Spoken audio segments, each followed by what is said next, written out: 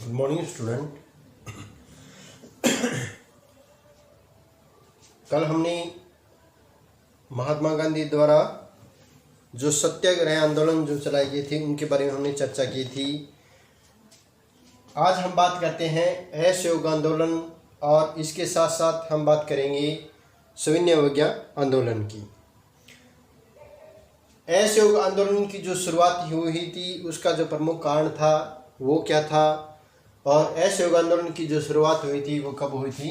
1920 में, 1920 के अंदर। देखिए, जब प्रथम विश्व युद्ध हुआ था, प्रथम विश्व युद्ध के बाद, प्रथम विश्व युद्ध 1914 में, प्रथम विश्व युद्ध के बाद में अंग्रेजी सरकार के जो कार्यों से महात्मा गांधी क्या थे, खुश नहीं थे, और इन्होंने उनके प्रति जो है आक्रोश व्यक्त करने के लिए 1920 के अंदर जो है असहयोग की नीति अपनाई और असहयोग आंदोलन की शुरुआत की थी। शुरुआत जो असहयोग आंदोलन की जो परिस्थितियां बनी थी वो क्या थी, यानी जो असहयोग आंदोलन की जो शुरुआत हुई थी उसको लागू होने के कारण क्या थे, उसको आंदोलन जो है करने की परिस्थितियां किस प्रकार बनी थी, उसका प्रमुख कारण क्या था। जो प्रथम विश्व युद्ध के में जो अंग्रेजों का जो भारतीयों ने क्या है पूरा सहयोग दिया था, प्रथम विश्व युद्ध में पूरा सहयोग है भारतीयों ने दिया था, लेकिन अंग्रेजों ने इसके विरुद्ध भारतीय जनता का क्या है खुलकर शोषण किया था। प्रथम कारण तो ये था। दूसरा कारण क्या था, प्रथम विश्व युद्ध के दौरान भारत में जो है अनेक महामारियां फैली थी, जिसमें से प्रमुख रूप से थी प्लेग की महामारी थी, प्लेग महामारी फैली थी, और इस महामारी पर जो ब्रिटिश शासक थे उन्होंने कोई ध्यान नहीं दिया, जिससे भी क्या है जनता उनके खिलाफ हो गई। तीसरा क्या था, प्रथम विश्व युद्ध में अंग्रेजी सहायता करने के प्रचार के बाद में इस आशा से की गई थी कि भारत के अंदर जो है स्वराज की प्राप्ति हो जाएगी, यानी स्वराज्य की जो मांग थी, स्वराज प्राप्ति की जो मांग थी वो पूर्ण हो जाएगी या भारत को स्वतंत्रता दे दी जाएगी। लेकिन प्रथम विश्व युद्ध के बाद में या प्रथम विश्व युद्ध की समाप्ति के बाद में ब्रिटिश सरकार ने गांधी जी की इन आशाओं पर भी क्या है पानी फेर दिया था, या इनकी ये जो मांग है वो नहीं मानी गई थी। इसका एक प्रमुख कारण भी था 1919 के अंदर रोलेट एक्ट जो पारित हुआ था, रोलेट एक्ट जो पारित हुआ था, जिसे किसकी संज्ञा दी गई थी, काला कानून की संज्ञा दी गई थी। ये भी असहयोग आंदोलन का एक प्रमुख कारण था। इसके साथ साथ अमृतसर के अंदर जो एक घटना हुई थी जिसको नाम दिया जाता है जलियांवाला बाग, जलियांवाला बाग की जो घटना हुई थी, उस घटना से भी क्या है जो बहुत सी जो जनता थी या जो ब्रिटिश सत्ता के लोग खिलाफ हो गए थे, और उन्होंने गांधी जी के सहयोग से असहयोग आंदोलन की उन्होंने भाग लिया था। इसके साथ साथ 19 सितंबर 1920 में, सितंबर 1920 में कांग्रेस का एक अधिवेशन हुआ था। सितंबर 1920, सितंबर 1920 में कांग्रेस ने अपना अधिवेशन किया था कलकत्ता के अंदर, कलकत्ता अधिवेशन। इस अधिवेशन में जो है असहयोग आंदोलन का जो है प्रस्ताव पारित किया गया था, और इसे बहुमत के साथ इसको पास कर दिया गया था। इस आंदोलन की प्रगति क्या थी, प्रगति क्या थी, जो असहयोग आंदोलन की जो रूपरेखा तैयार की गई थी उसमें प्रमुख तौर से थे जो विदेशी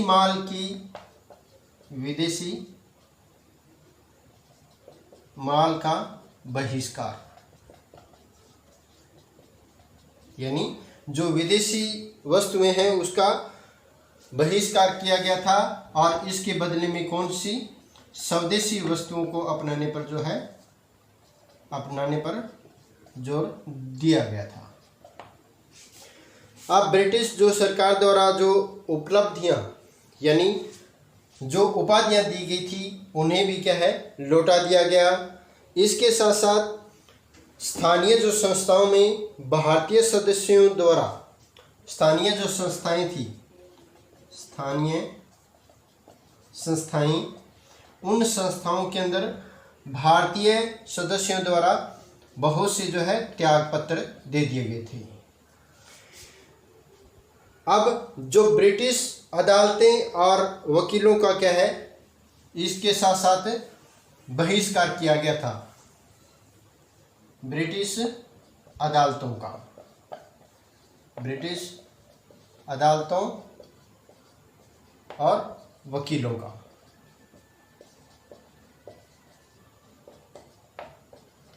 बहिष्कार किया गया था या उनका पूर्णतः जो है विरोध किया गया था। इसके साथ जितने भी सैनिक थे, सैनिक, क्लर्क और जो श्रमिक थी, उन्होंने क्या है जो विदेशी वस्तुएं हैं उन या जो जितने भी विदेशी जो है सेवाएं थी उनका पूर्णतः क्या कर दिया, विदेशी सेवाओं का उन्होंने विरोध कर दिया, का विरोध है उनके द्वारा किया गया था। इस आंदोलन की जो प्रगति हुई थी तो इन आधारों पे हुई थी या जो ऐसे जो आंदोलन था उनके द्वारा जो आंदोलन का जो प्रमुख जो प्रभाव था वो क्या है, किन चीज़ों पर पड़ा था, इन चीज़ों पर पड़ा था। लेकिन इसके साथ साथ जो बहुत इस आंदोलन को जो है पूर्णतः देशव्यापी बनाने के लिए बहुत से जो क्रांतिकारी थे उन्होंने भाग लिया था। जो स्वराज की इच्छा चाहते थे उन्होंने भी काफ़ी भाग लिया था। उन नेताओं के अंदर जो है प्रमुख जो है नाम आता है वो है सबसे पहले महात्मा गांधी, इसके साथ साथ मुस्लिम नेता थे डॉक्टर अंसारी,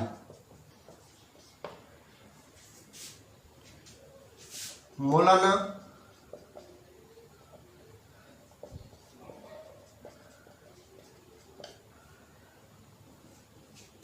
अबुल कलाम आज़ाद, मौलाना अबुल कलाम आज़ाद और जो अली बंधुएं थी, अली बंधु, जिसमें प्रमुख रूप से मोहम्मद जो जिन्ना अली का जो है नाम आता है। और इन्होंने क्या है पूरे जो है देश का भ्रमण किया था, देश भ्रमण किया इन्होंने। तो इनके सहयोग से ही जो है असहयोग आंदोलन है वो प्रगति पर उभरा था। शीघ्र ही क्या है जो आंदोलन है वो जोर पकड़ने लगा और बहुत से जो विद्यालय थे, सरकारी जो विद्यालय थे उनका बहिष्कार हुआ, अदालतों का बहिष्कार होने लगा और इसके साथ साथ विभिन्न प्रकार की जो है उपाधियां दी गई थी उनका त्याग किया गया था। और जो विदेशी वस्त्र थे, विदेशी वस्त्रों की क्या है होली जलाई गई थी, होली जलाई गई थी।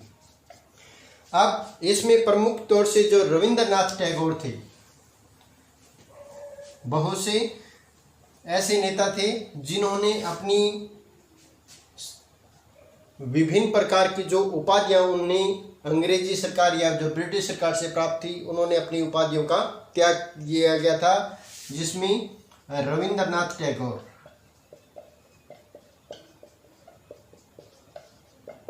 रविंद्रनाथ टैगोर ने सर की जो उपाधि थी उसका त्याग कर दिया था।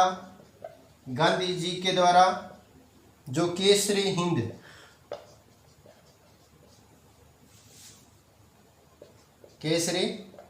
हिंद की जो उपाधि थी उसका क्या है, परित्याग कर दिया गया था।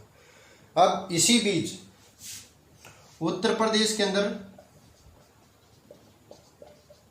प्रदेश में चोरी चौरा नामक एक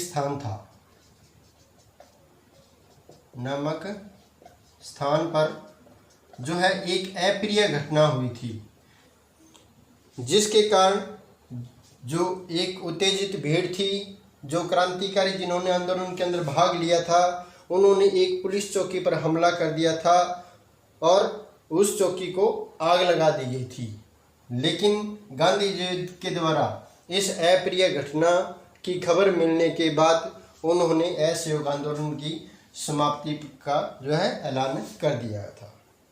अब हम बात करते हैं सविनय अवज्ञा आंदोलन की, क्योंकि ये दो जो आंदोलन है प्रमुख तौर से इन्हीं जो सत्याग्रह हुए थे और ब्रिटिश सत्ता का जो है खुलकर विरोध किया गया था, वो इन्हीं आंदोलनों के द्वारा हुआ था। सविनय अवज्ञा आंदोलन की जो शुरुआत है वो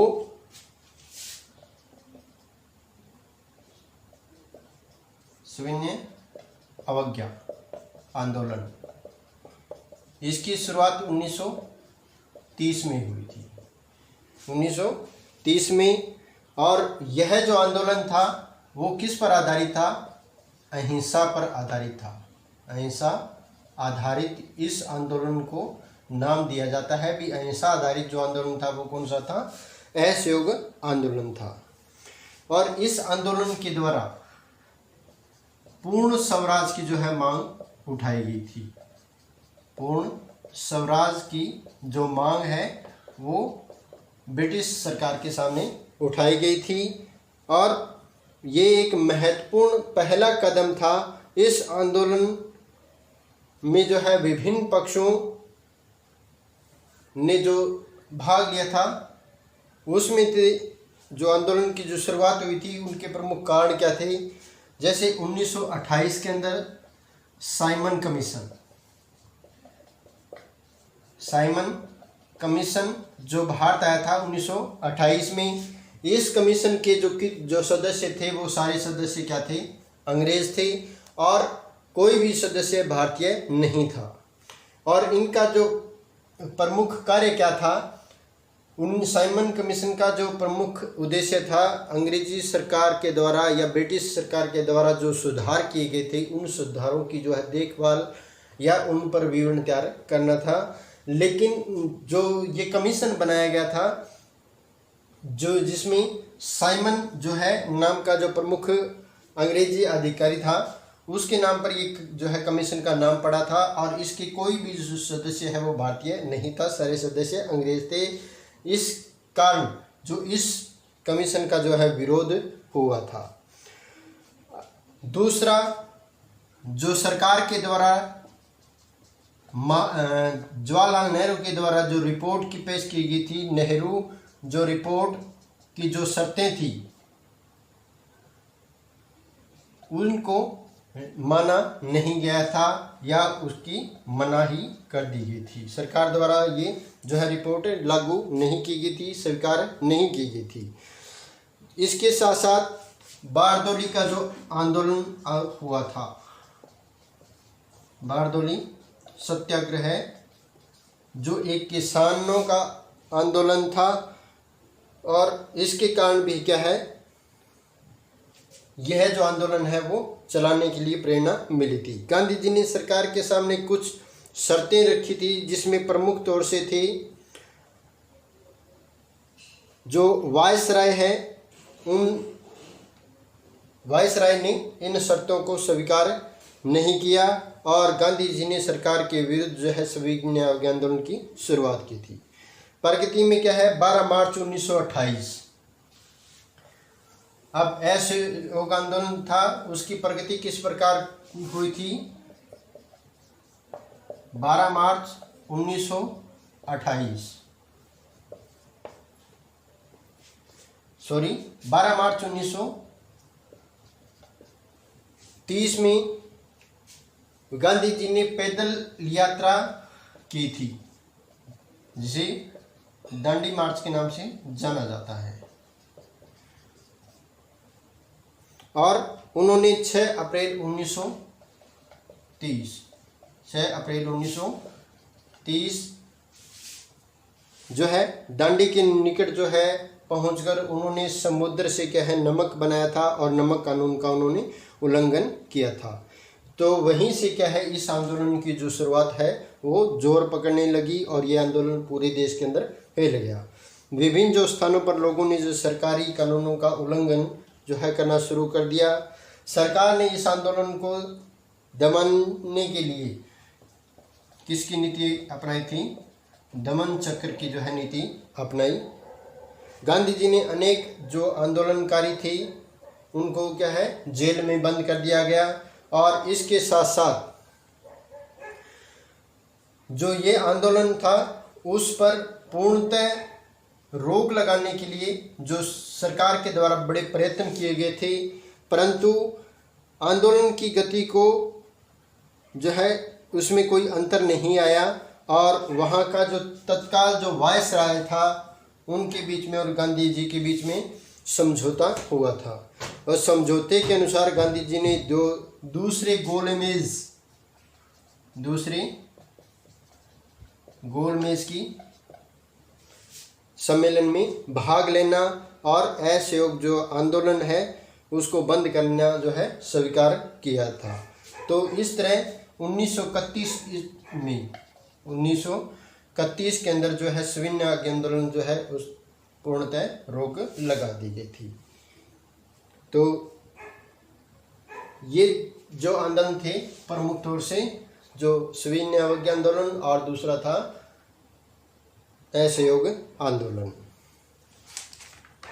तो जो दूसरा गोलमेज था, प्रथम गोलमेज और दूसरे गोलमेज में क्या है पूर्णतः जो है मांगे नहीं मानी गई थी। तीसरी गोलमेज के अंदर जो है कुछ जो प्रस्ताव है वो पारित हुए थे। कुल 3 जो है गोलमेज सम्मेलन हुए थे। उसमें प्रमुख तौर से में क्या था, जो मुस्लिम समुदाय के लोग थे और अनुसूचित जातियों और जनजातियों के जो लोग थे उन जिन्हें पुनः एक्ट के दौरान भी जो है कहा गया था भी वो अपना एक अलग प्रतिनिधित्व चाहते थे। विधानसभा के अंदर जो अपनी अलग से प्रतिनिधि खड़ा करना चाहते थे, लेकिन जो गांधी जी थे वो इस पक्ष में नहीं थे। इसलिए उनके द्वारा जो है 2 गोलमेज सम्मेलनों में प्रमुख तौर से भाग नहीं लिया गया था। कुछ एक विशेष कारण थे, जो प्रमुख जो नेता थे इस आंदोलन में भाग लेने वाले उन नेताओं को जेल में बंद होने के कारण भी इन जो आंदोलन है वो यानी जो गोलमेज जो सम्मेलन हुए थे उन को पूर्णतः संभव नहीं बनाया जा सका। तो ये थी भारत के अंदर जो राष्ट्रवाद में जो महत्वपूर्ण सत्याग्रह है और आंदोलन के द्वारा गांधी जी ने और पूरे देशव्यापी जो आंदोलन है उनकी चर्चा। इसके साथ साथ किन कारणों से जो है जैसे रॉलेट एक्ट, इसके साथ साथ जलियांवाला बाग की जो घटना हुई थी, विभिन्न कारण थे जिन्होंने इन आंदोलनों की शुरुआत करने के लिए मजबूर किया था और इनकी प्रगति और इनका जो महत्व है वो इस प्रकार संभावित हुआ था। तो आज हमारा ये भारत में राष्ट्रवाद का जो 3rd चैप्टर है वो आज कंप्लीट होता है। I hope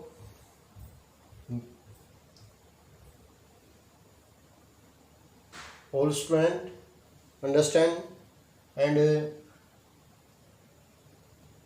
good reasoning. So thank you.